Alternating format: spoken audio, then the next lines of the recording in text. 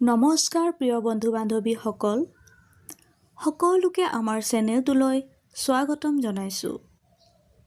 আমি বিভিন্ন সময়ত ৰেইকি বা মেডিটেশ্যনৰ ওপৰত কণ্টেণ্ট প্ৰস্তুত কৰোঁ আৰু আমাৰ এই কণ্টেণ্টবিলাকৰ মূল উদ্দেশ্য হৈছে যে এই বিষয়বিলাকৰ জৰিয়তে বা এই আলোচনাৰ জৰিয়তে আপোনাৰ শাৰীৰিক, মানসিক, বৌদ্ধিক আৰু আধ্যাত্মিক উন্নতি সাধন কৰা আৰু এই বিষয়টোৰ প্ৰতি আপোনাৰ নিয়মিত যি ধাউতি বা নিয়মিত যি আপোনাৰ অভ্যাস তাক আপুনি আগবঢ়াই লৈ যোৱা।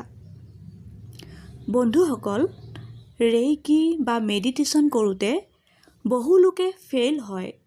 বহু লোকে ভাবে যে এইটো মোৰ কাৰণে সাধ্য নহয়, মোৰ কাৰণে ইম্পচিবল হয় বা মই তাক এক্টিভ কৰিব নোৱাৰোঁ, আৰু বহু লোকে নোৱাৰেও।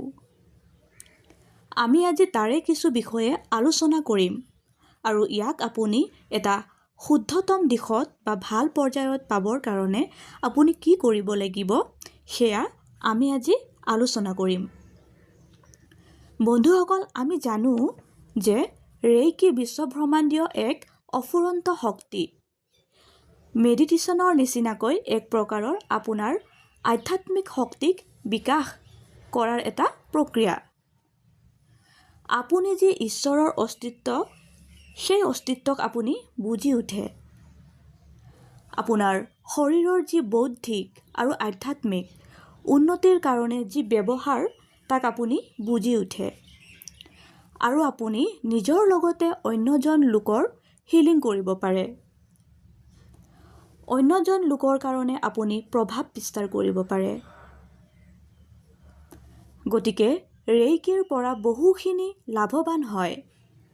ৰেইকিৰ পৰা আমি যথেষ্ট আশা কৰিব পাৰোঁ আৰু এই ধৰণৰ ধাৰণা এটা লৈ পিনে আমি বহু লোকে ৰেইকি অভ্যাস কৰিবলৈ আহোঁ বা আমি ৰেইকি প্ৰেক্টিছ কৰোঁ।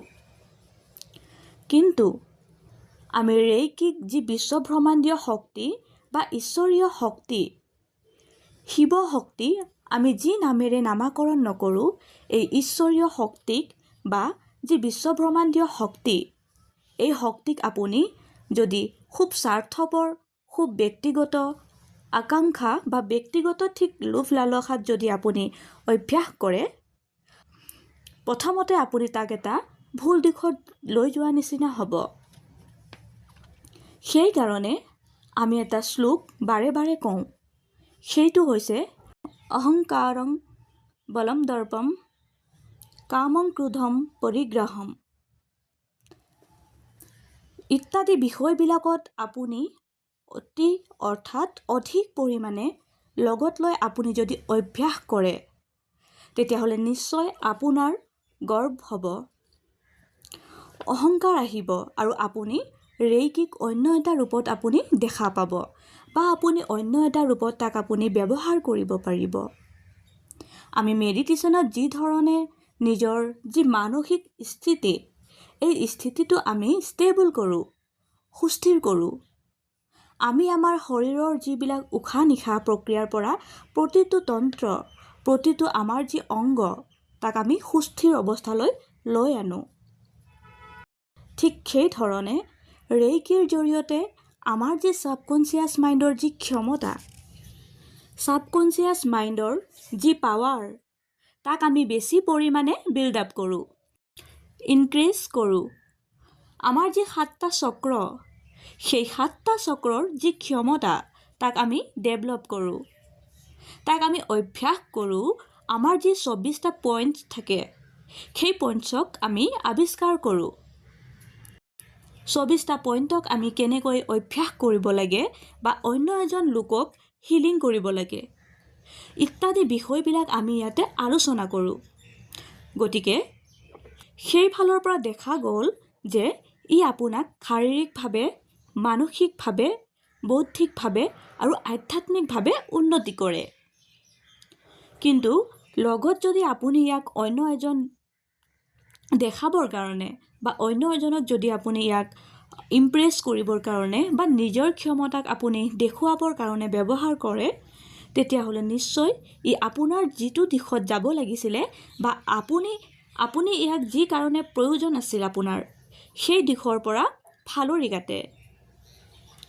ৰেইকিৰ যিসকলে প্ৰাৰম্ভিক অভ্যাস কৰিছে,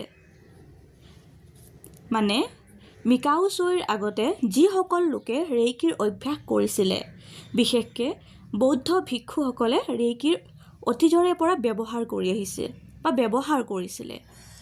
তেওঁলোকে তেওঁলোকৰ যি ক্ষমতা ৰেইকিৰ জৰিয়তে হওক বা মেডিটেশ্যনৰ জৰিয়তে হওক তেওঁলোকৰ যি ক্ষমতা সেয়া লাভ কৰিছিলে। সেই ক্ষমতাক তেওঁলোকে কেতিয়াও প্ৰদৰ্শন কৰা নাছিল। কাৰণ আমাৰ সমাজত এনেকুৱা যে যেতিয়াই আপুনি আপোনাৰ ক্ষমতাক প্ৰদৰ্শন কৰিব তেতিয়াই আপুনি আপোনাৰ ক্ষমতাক দেখাব আৰু তেতিয়াই আপুনি মানুহৰ ওচৰত দেৱতা হৈ পৰিব বা মানুহৰ ওচৰত ভগৱান আপুনি সদৃঢ় কৰিব আৰু মানুহে পূজা অৰ্চনা কৰিব ধৰিব বা আপোনাৰ দ্বাৰাই তেওঁলোকে নিজৰ আশা আকাংক্ষা প্ৰাপ্তিৰ কাৰণে চেষ্টা কৰিব।